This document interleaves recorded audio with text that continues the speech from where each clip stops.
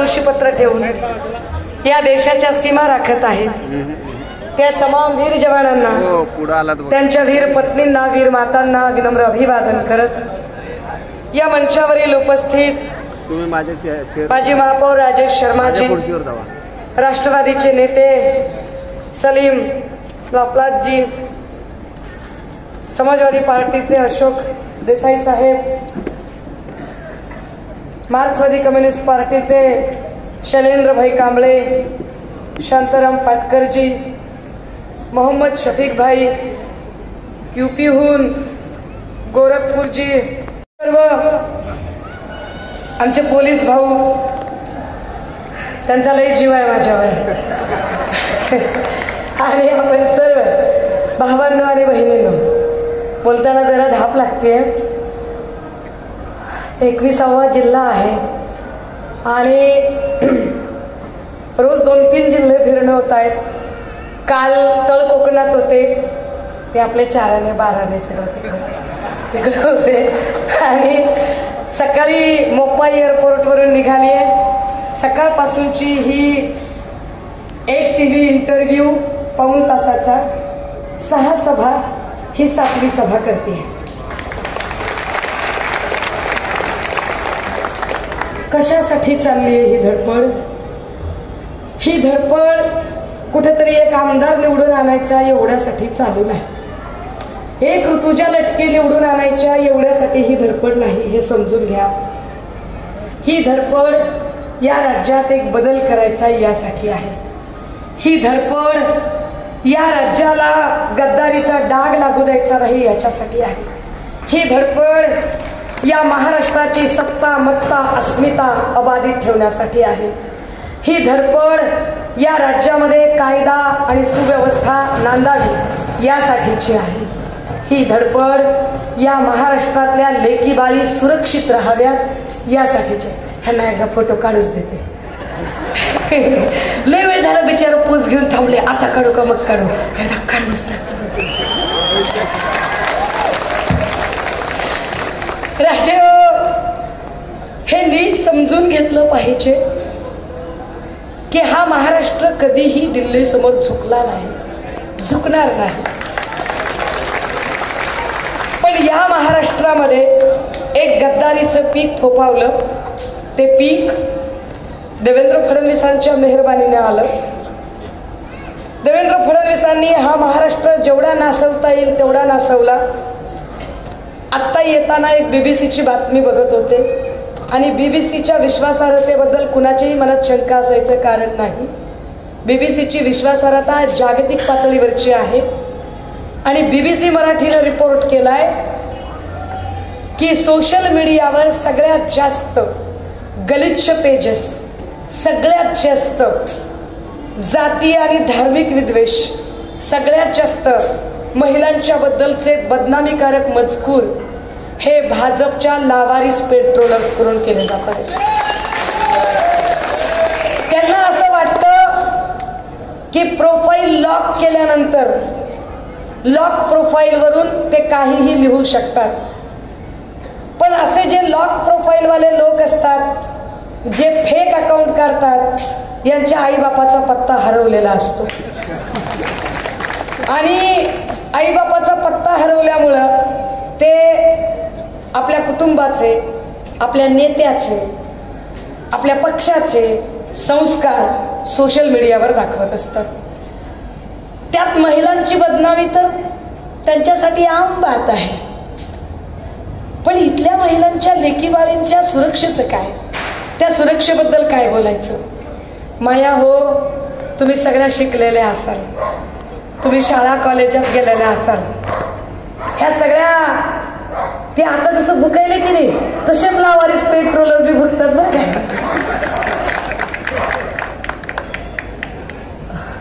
त्याला जाऊ द्या गुपचूप, काय बिघडत नाही. हा हे हे हे सगळे आणि बघा ना, ते जोडीनं दोघं चालेत, लय विशेष आहे बरं का, दोघं चालेत.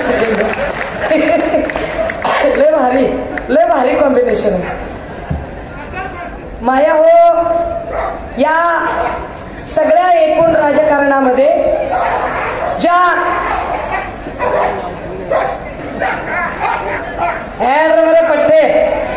आयला असेच एकेकाला धरून हिवाळले पाहिजेत महाराष्ट्राच्या बाहेर. दादा हो, मी असं सांगत होते की या सगळ्या माय माऊल्या शिकलेल्या असतील, शाळा कॉलेजेस मध्ये गेले असतील. माया हो, मी माझ्या शाळेत जायची ना 4 किलोमीटर लांब मी चालत जायची. पायी 4 किलोमीटर लांब चालत जायची. आणि 4 किलोमीटर लांब गेल्यावर आई आमच्या गल्लीतल्या पोरांना सांगायची, अय पोर हो, शाळेतून येता येता माझ्या लेकराला बी आणावर करे घरी. आई असं का सांगायची? कारण शाळेतून येताना मोठा हायवे लागायचा आणि आईला असं वाटायचं की आपलं लेकरू हायवे ओलांडताना अपघात नाही झाला पाहिजे. गल्लीतली पोरं सुरक्षितपणे घरी आणायची. आज परिस्थिती राहिली ती. आत्ता आम्ही आमच्या लेकराला स्कूल बस करतो, स्कूलची रिक्षा देतो. नुसतं एवढंच नाही तर लेकराच्या हाताचं बोट धरून स्वतः बिल्डिंग मधनं खाली उतरतो, लेकराला स्वतः बसमध्ये बसवतो. डोळ्यासमोरून बस दिसेनाशी होईपर्यंत जागचे हालत नाही तरी सुद्धा लेकरू शाळेतून घरी येईपर्यंत जीवात जीव नसतो. कुठून आलं हे वातावरण? आमच्यातल्या 3-3, 4-4 वर्षाच्या, 8-8, 10-10 वर्षाच्या लेकरांच्या समोर आम्ही घरात बलात्कार हा शब्द सुद्धा उच्चारत नाही. आणि 3-3 वर्षाच्या लेकरांवर बलात्कार होतो. त्या 3 वर्षाच्या लेकरावर बलात्कार झाल्यानंतर त्याच्यावर शिक्षा व्हावी, त्याचा FIR व्हावी म्हणून आम्ही बदलापूरमध्ये 7-7 घंटे उन्हात बसतो आणि साधी FIR होत नाही. हे बिचारे जे पोलीस आहेत ना, यांची काही चूक नाही. हे सगळे हातबल आहेत. या पोलिसांचा धाक राहावा असं वातावरण राहिलं नाही. का राहिलं नाही? बघा, कुठल्याही खात्याचा मंत्री हा त्या खात्यातल्या कर्मचाऱ्यांचा पालक असतो. गृह खातं म्हणजे पोलिसांचं खातं. गृह खात्याचे मंत्री म्हणजे देवेंद्र फडणवीस यांनी खरं तर पोलिसांचे कर्मचारी म्हणून काम केलं पाहिजे, पोलिसांचे पालक म्हणून काम केलं पाहिजे. परंतु देवेंद्र फडणवीस इथल्या पोलिसांचा सन्मान राखू शकत नाही. इथल्या पोलिसांचा, त्यांच्या वर्दीचा, त्यांच्या अभ्यासाचा, त्यांच्या कष्टाचा कसलाही मान ते राखत नाहीत. राजे हो, अरे एक काळ होता की पोलीस स्टेशनच्या समोरून साधं ट्रिप्सी जाताना आपल्याला भीती वाटायची, सीट बेल्ट नसला तर भीती वाटायची. राहिली का ती भीती आता? अरे आता पोलीस कधीतरी कुणीतरी रात्रीच्या अंधारात खून पाडत असेल, मारामारी करत असेल, पण मागच्या 2.5 वर्षात एक असा काळ आला की एकमेकांना फेसबुक लाईव्ह करून मारायला लागली. आमच्या घोसाळकर साहेबांच्या लेकराची हत्या फेसबुक लाईव्ह करून झाली. त्या कल्याणमध्ये पोलीस स्टेशनमध्ये पोलीस अधिकाऱ्याच्या समोर गोळ्या घातल्या. बोला आता. काल परवा वाय दर्जाची सुरक्षा असताना बाबा सिद्दकीला गजबजलेल्या परिसरात गोळ्या घातल्या. पोलिसांचा धाक राहिला नाही. का राहिला नाही पोलिसांचा धाक? आदरणीय वर्षाताई गायकवाड खासदार या ठिकाणी आलेले आहेत. आम्ही त्यांचं मनपूर्वक स्वागत करतो, अभिनंदन करतो. वर्षाताई म्हणजे आम्हा बहुजनांचा बुलंद आवाज, आमच्या आंबेडकरी चळवळीची तोफ, विश्वरत्न डॉक्टर राजे हो. एवढ्या सगळ्या घटना ज्या वेळेला घडतात त्यावेळेला काहीच करू शकत नाही पोलीस. का पोलिसांचा धाक राहिला नाही? असं का होतं? कारण पोलिसांच्या बद्दल खुलेआम पद्धतीनं भाजपची लोक बोलतात. त्यावेळेला त्या पोलीस कर्मचाऱ्यांचे पालक म्हणून त्यांच्या खात्याचे मंत्री असणारे गृहमंत्री देवेंद्र फडणवीस चकार शब्द बोलत नाही. ती कोकणातली चिल्लर येते 4-12 ते येतात आणि ते सांगतात, काय करायचं ते करून घ्या रे, आपला बाप सागर बंगल्यावर बसलाय. मी परेशान. माझ्या माहितीनुसार आमचा नारायण भाऊ कणकवलीत राहतोय. ह्यानं म्हणतंय की सागर बंगल्यावर. म्हणलं पत्ता बदललाय का? बघितलं तर सागर बंगल्यावर देवा भाऊच. ह्याला बापाचा पत्ता विसरणाऱ्या अवलादी. ह्यांनी पोलिसांवर बोलायचं. काय सांगतात? अरे काम आहे पोलिसांचं, वर्गवारी लिस्ट मध्ये आलेल्या लोकांच्या साठीचे रेकॉर्ड ठेवायचे. समजा मी इथं आले, आता माझं यांच्याकडे रेकॉर्ड असेल, रंग सावळा, सशक्त बांधा, मध्यम उंची, केस कुरळे, पोशाख साडी, भाषा मराठी, सदरील वर्णाची व्यक्ती आपल्या हद्दीत आल्यास तिचे भाषण ध्वनिचित्र मुद्रित करावे. ती व्यवस्था नसेल तर ध्वनिमुद्रित करावे. ती ही व्यवस्था नसेल तर टंक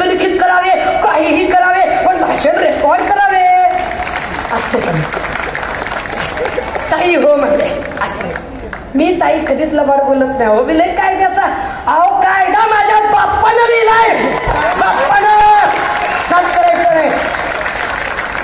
त्या कायद्याचा कसा सन्मान करायचा कळतोय आम्हाला चांगला. मग जर ही पोलिसांची ड्युटी असेल आणि पोलीस जर रेकॉर्ड करत असतील तर सहकार्य करावं त्यांना. काय म्हणते चाराने बाराने अय पोलीस काय रेकॉर्ड करता रे व्हिडिओ. अशा ठिकाणी बदली करेन की तुमच्या बायकोला फोन लागणार नाही. अशा ठिकाणी बदली करेन. ती बघा बघ काय व्हिडिओ रेकॉर्ड करून तुमच्या बायकोला नेऊन दाखवता का. अरे तू कोण असा चिकना बांड तरणा की तुझा रेकॉर्ड करावं बायकोला नेऊन दाखवावं. कोण आहेस तू. कुणी केलं हे राजकारण.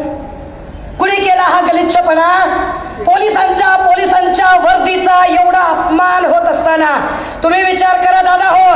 आपला एखादा चळवळीतला आंदोलक जर तिकडे गेला आणि कुणाला जाब विचारायला लागला तर लगेच पोलीस 353 दाखल करून मोकळे होतात. शासकीय कामकाजात अडथळा करा केस. पण नितेश राणेवर केस झाली नाही. का झाली नाही. गृहमंत्र्यांचा आशीर्वाद, देवेंद्र फडणवीसांचा आशीर्वाद आले देवाजीच्या मनात. तिथे पोलिसांचे चाले ना. काय करतात. अजिबात पोलिसांना हस्तक्षेप करू दिला नाही अधिकार. काय वाटेल त्या पद्धतीने गलिच्छपणा केला नितेश राणे निलेश राणेंनी. कालच होते तळ कोकणात धुवून आली निर्म्यात टाकून. आणि खात्रीनं सांगते कुडाल मालवण आणि कणकवलीमध्ये दोघाचा बी सुपडा साप आहे. दादा हो ना इथे पोलिसांचा मान ठेवला. लॉ अँड ऑर्डरचे 3, 13, 9, 18 झाले. कायदा सुव्यवस्था सगळी चिंधड्या उडाल्या. त्या कायद्याची घडी बसवायची असेल तर महाराष्ट्रात मशाल पेटवावी लागेल. का गरज आहे. गरज याच्यासाठी आहे माया हो. तुमचे भाऊ तुमच्या भावांनी बापांनी तुमची लग्न लावून दिली. मला पण माझा बाप मेल्यावर माझ्या मामांनी माझं शिक्षण केलं, लग्न लावून दिलं. आपल्या आपल्या आईपतीनं कुणी 5 लाख खर्चिले, 10 लाख खर्चिले, 20 लाख खर्चिले. माय तुमच्या भावानं लग्नात तुम्हाला कुकर दिला, मिक्सर दिला, टीव्ही दिला, फ्रीज दिला, सोफा दिला. बॅनर लावला का लग्नात भावानं. लाडक्या बहिणीला 5,000चा मिक्सर दिला. लाडक्या बहिणीला 25,000चा टीव्ही दिला. लावला का बॅनर. भाऊ तुम्हाला भेटायला येतो. गावाकडून वानोळा आणतो. गावाकडून भाऊ पापडी आणतो, लोणचं आणतो, तिखट आणतो, मसाले आणतो, ज्वारी आणतो, तांदूळ आणतो. भाऊ इथं दिल्यावर अंधेरीच्या स्टेशनला गेल्यावर बॅनर लावतोय का. लाडक्या बहिणीला 2 पोती देतो का. नाही. आपला भाऊ बॅनर लावत नाही. का लावत नाही. नात्यांना जाहिरातीची गरज नसते. खऱ्या नात्यातला भाऊ दिलेल्या पैशाची जाहिरात करत नाही. खऱ्या नात्यातला भाऊ बहिणीच्या नात्याचा सन्मान करतो. हे भाऊ नाहीयेत, हे बदमाश. हे जन योजना जाहीर केली की नाही. त्यानंच त्याच्या लाडक्या बहिणीच्या विरोधात बायको उभी केली होती. नीट समजून घ्या. आणि जाहिरात कशाची असते माहितीये का. अय राजे हो तुम्ही नेटफ्लिक्स बघता, अमेझॉन बघता, मोबाईल स्क्रोल करता. जाहिरात काजूची असते का, बदामाची असते का, दुधाची असते का, तुपाची असते का, व्यायामाची असते का, पंचकर्माची असते का, योगकर्माची असते का. जाहिरात कधीच चांगल्या गोष्टीची नसते. जाहिरात कशाची असते. जंगली रमी पे आओ ना महाराज. जाहिरात कशाची असते. खूप जमेगा रंग जब मिल बैठेंगे 3 यार आप मैं और मैं पाइप. जाहिरात कशाची असते. बोलो जुमा केसरी. जाहिरात वाईट गोष्टींची असते. शिंदे फडणवीस वाईट विचारांचे आहेत. त्यांना जाहिरात आहे. हा मुर्जी पटेल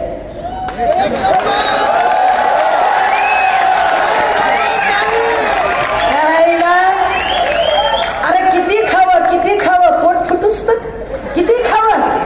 2 वेळा डमी कॅन्डिडेट म्हणून गडी उभा राहिला. 2 वेळा आम्ही चिडवला. 3ऱ्यांदा नाद पुरा करायचा. नादच पुरा करायचा 3ऱ्यांदा. दादा हो आम्हाला आनंद आणि अभिमान आहे की आमचा भाऊ कालकथित रमेश लटके गेल्यानंतर सुद्धा आमची भाऊजाई एकटी असूनही हरली नाही, खचली नाही, घाबरली नाही. आमची भाऊजाई लढली, आमची वहिनी भिडली. आमच्या वहिनीने असल्या धनशक्ती आणि धनदांडग्यांच्या विरोधात युद्ध पुकारलं, ती ताकद ठेवली, ते जिगर ठेवलं. आणि म्हणून तिच्यासाठी येणं आणि तिच्यासाठी उभं राहणं ही माझी, वर्षाताईंची, आमची जबाबदारी आहे. राजे हो, हे सगळे लोक आधी मुर्जी पटेलला 2 वेळा डमी उभा केला, मागच्या वेळेला उभा केला, आता परत त्याने काय काय केलं याच्यात जायचंच नाही मला. एसआरएच्या लोकांना काय त्रास दिला, कशा पद्धतीने झोपडपट्टी पुनर्विकासातली घरं लाटायचा प्रयत्न केला, किती वर्ष झाली अगदी लोकांना घरभाडं सुद्धा दिलं नाही, अंगणवाड्या अगदी 300 अंगणवाड्या विकून खाल्ल्या, खाऊन खाऊन पोट फुटायची वेळ आली. पण तुम्हाला सांगू का, तरी मी आपल्याला मुर्जी पटेलवर बोलायची इच्छा नाही. का नाही?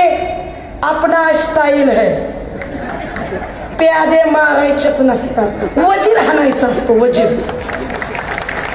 आणि वजीर हाणायचा म्हणजे हा महाराष्ट्र ज्या देवेंद्र फडणवीसांनी नाचवला त्या लोकांना थारा देत नाही, हा महाराष्ट्र आहे. आणि म्हणून महाविकास आघाडीची एक जागा निवडून आणणं गरजेचं आहे. महाविकास आघाडीच्या एका जागेसाठी, ती जागा काँग्रेसची असो, ती जागा राष्ट्रवादी काँग्रेस शरदचंद्रजी पवार साहेबांची असो, CPI CPM शेकापची असो, ती जागा शिवसेना उद्धव बाळासाहेब ठाकरे पक्षाची असो, इथं महाविकास आघाडी आली पाहिजे. का आली पाहिजे? राजे हो, माझ्याकडे वेळ कमी आहे आणि त्यामुळे फक्त मला ताई 10 मिनिटं झाले की सांगा ताईले की, कारण माझं बॉयलर पेटलं की मग पुढे चलत राहते. राजे हो, विचार करा तुम्ही, एक बी फार्मसी कॉलेज, एक बी फार्मसी, एका बी फार्मसी कॉलेज मधून एका वर्षाला 200 विद्यार्थी, साधारण 150 विद्यार्थी बाहेर पडतात. एका जिल्ह्यामध्ये साधारण, अच्छा बंद करायचे, एका जिल्ह्यामधलं साधारणतः 15 कॉलेजेस असतात, म्हणजे एका वर्षाला 3000 विद्यार्थी बाहेर पडतात. म्हणजे राज्यातनं एका वर्षाला 70,000 ते 1,00,000 विद्यार्थी बाहेर पडतात. काय करतात बी फार्मसीचे विद्यार्थी? आयदर मेडिकलचं दुकान टाकतात, नाहीतर गोळ्या औषधं बनवणाऱ्या कंपनीमध्ये कामाला जातात. लक्षात घ्या, महाराष्ट्रात एकमेव छोटीशी गोळ्या औषधं बनवणारी कंपनी. मेडिकल दुकान टाकणं सगळ्यांना शक्य नाही. फार फार तर 20-25 हजार पोरं मेडिकलच्या धंद्यामध्ये जाऊ शकतात. बाकीच्यांनी काय करावं? बाकीच्यांनी गोळ्या औषधाच्या कंपनीमध्ये कामाला जावं. पण महाराष्ट्रात गोळ्या औषधाची कंपनीच नाही.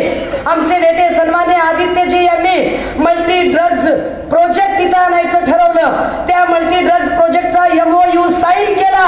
पण जेव्हापासून हे गद्दार सरकार आलं, यांनी एक प्रोजेक्ट करत गुजरातला पळवला, त्यात मल्टी ड्रग्ज प्रोजेक्टही पळवला. लेकरांना नोकऱ्या कशा मिळणार? कुठून नोकऱ्या देणार ते लेकरांना? या सगळ्या बेरोजगारांना नोकरी देण्यासाठी महाविकास आघाडी सत्तेत येणं गरजेचं आहे. मी म्हटलं की वेळ कमी आहे म्हणून मी कमीत कमी वेळेत मुद्दे मांडायचा प्रयत्न करते. की जेव्हा इथे आम्ही ठरवलं की महाविकास आघाडी सत्तेत आल्यावर पहिलं काम काय असेल, तर जुनी पेन्शन योजना पुन्हा लागू करणं. जुन्या पेन्शन योजनेतून जे आतापर्यंत या लोकांनी थांबवलं ती पेन्शन योजना देणं. दुसरं ध्येय असेल कायदा सुव्यवस्था नांदवण्यासाठी पोलिसांचा योग्य तो सन्मान राखणं.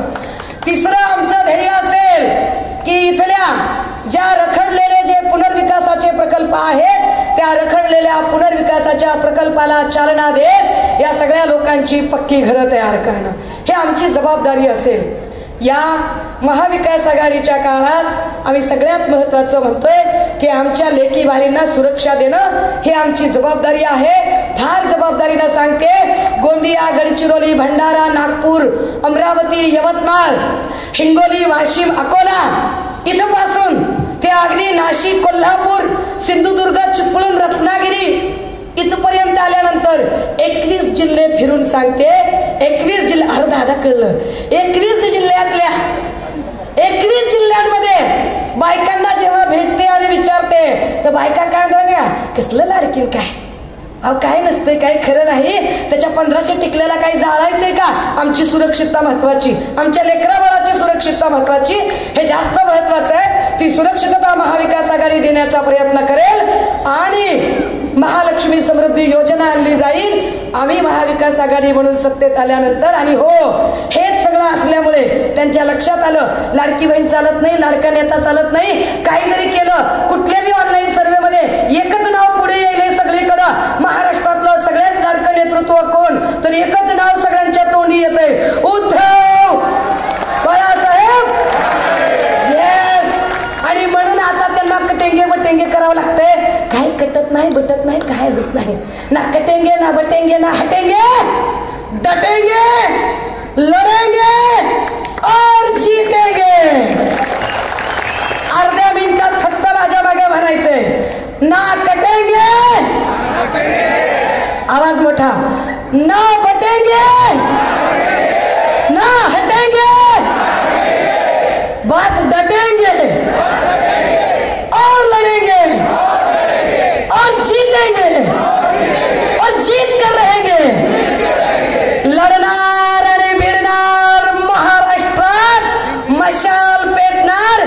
येत्या 20 तारखेला ऋतुजाताईंच्या नावाच्या समोरचं मशालीचं